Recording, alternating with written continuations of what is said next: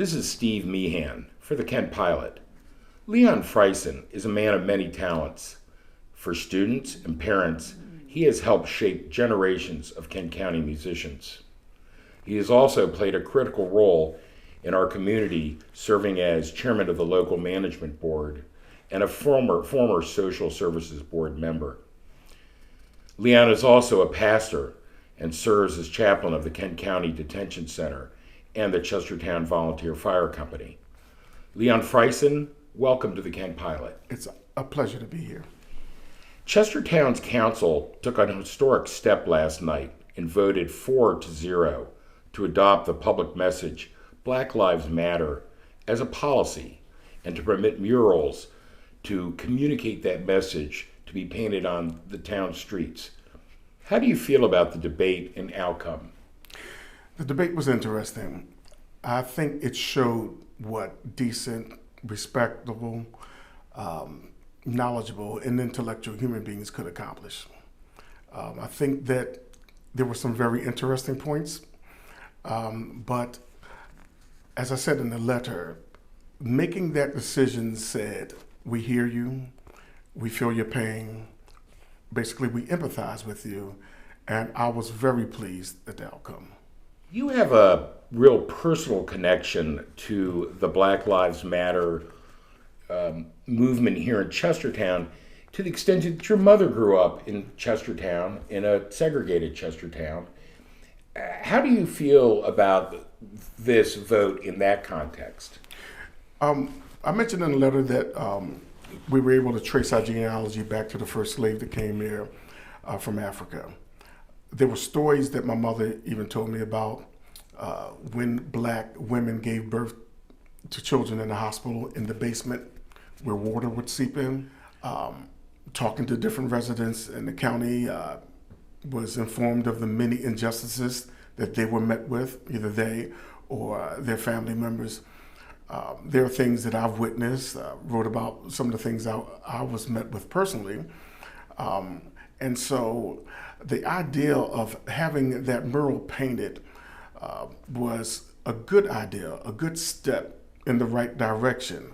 I know many people wrestled with the fact that there's an organization by that name.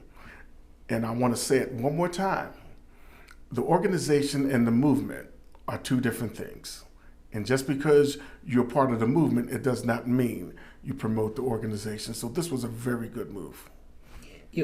As you meet and counsel people in the age of COVID, and during this time where we are, as a community, taking on this Black Lives Matter question, have you noticed an impact in people's spiritual considerations?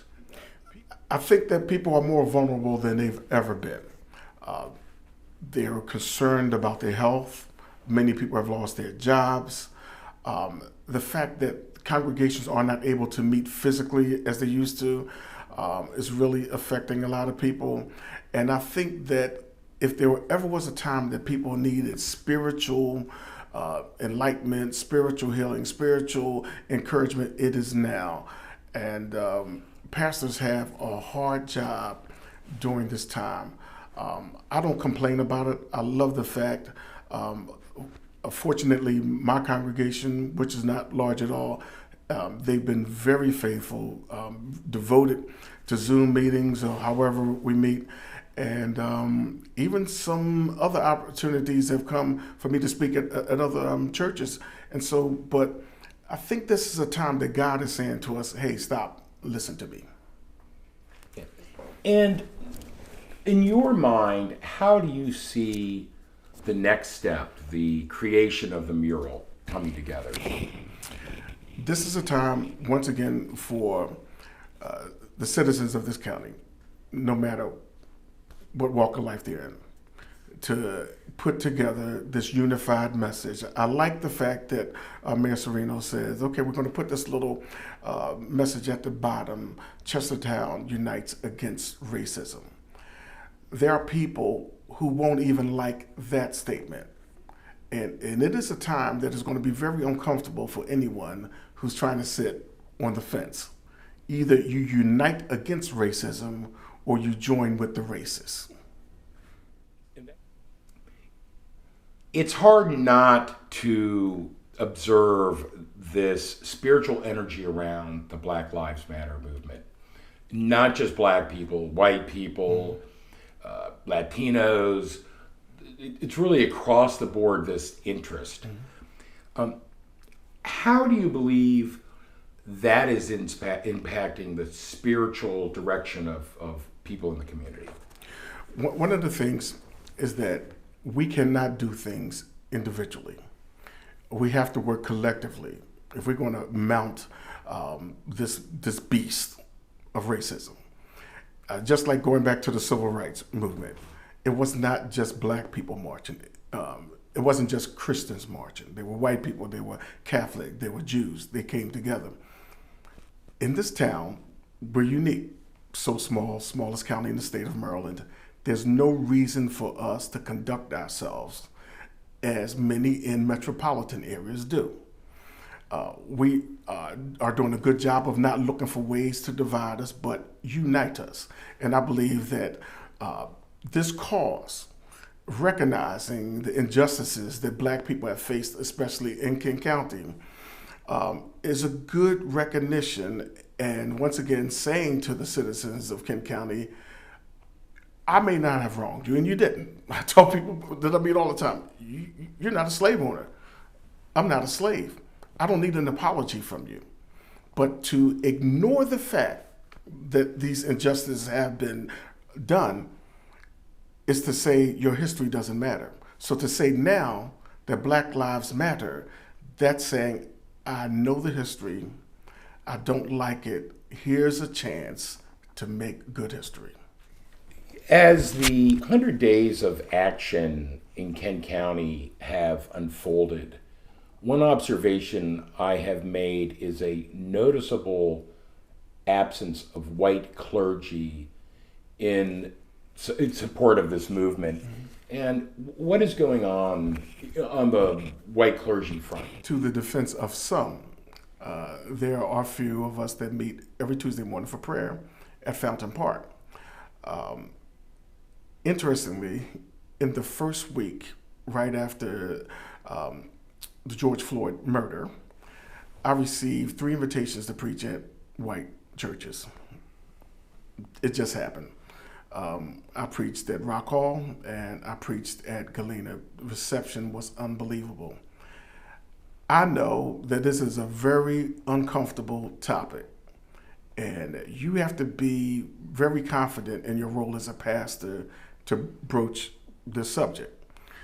I think it's good that there are some who feel that comfort, and I've had some very good conversations, and I'm making efforts to keep that rolling, because what's going to happen is I believe the pressure, and not just the pressure, but it's our job as ministers to preach not only the truth as far as religion is concerned to our congregants, but as far as history is concerned.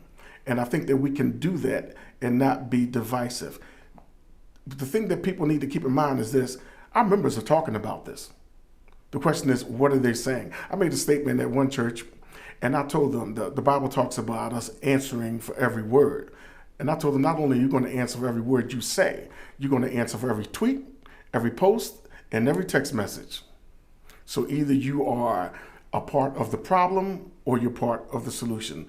So first of all, I believe that the leaders need to come together and feel safe and confident that what's said in that meeting will be held in confidence. I've already told people, what you say to me comes to my ears and does not get repeated.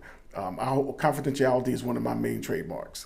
And we need to have those tough, uncomfortable conversations, or else congregants are going to just go crazy. The churches, I'm not saying that every church needs to look like the United Nations, but I ought not to feel uncomfortable when I come to your church if I don't look like the majority of your members. But there are some things that I think many pastors are not prepared to handle, and that needs to change. What do you say to white pastors that aren't public on this issue? I think they need to search their hearts. They need to ask themselves the question, why am I not speaking up? Because to not speak up and against injustice is to be complicit. And that is a tough place to be. That is not a good place to be in, rather. And I think they need to, if they have questions, they need to find someone of color who they feel comfortable talking with to get clarification. Like I said before, the excuse that many people are using, oh, it's a Marxist movement. This is not a Marxist organization. Okay, there are some things that even I don't agree with. Okay, I'm not supporting the organization. I support the movement. So why do people have a problem just simply saying Black Lives Matter? I believe that many people have the problem saying black. And so white pastors need to understand, we're not trying to change your church, but Jesus said this through the apostles, with one blood have I formed all nations. If you can't look at history, if you can't look at sentencing, the inequities in sentencing, and see that black people have been disenfranchised, I mentioned some personal things there in my letter, and feel that there needs to be something said, then we have a big problem. We have a big problem. Well, and acts of omission, acts of silence resonate. Sure. Today we call it crickets. We hear crickets. I would not want to be on record as not doing anything. My former presiding bishop said this: don't do nothing, do something. I think that people are going to reap the benefits of the residents uniting for this cause. But then it's going to look pretty bad when you haven't done anything. It's like being silent on the wrong side of history. Exactly. And you cannot, as a pastor, your job is to lead the congregation. You cannot change their minds. You can do something that may cause their minds to change, but you have to be the example. What the Apostle Paul said is, as I follow Christ, follow me. I have to be a leader. No, that old saying of don't do as I do as I say do. No, that never was biblical. So white pastors need to say to their congregations, many of you may not have been the victims of systematic racism. You may not have been discriminated against, but we need to understand that these are our brothers and sisters. And we're here on Sunday morning or whatever day it is, and we're talking about a Christ that died for every last one of us. And so just like the parable of the lost sheep, there were 100, but one left. And so this is the case when we start talking about Black Lives Matter. Well, what about it? No, I have 99 sheep here, but there's a problem. One is missing. I left the 99 to go after that one. I use the analogy of fires. Everybody has a house, but this one is on fire. The black house is on fire right now. Leon Friesen, thank you for joining us. It's been my pleasure. For the Kent Pilot, this is Steve Meehan.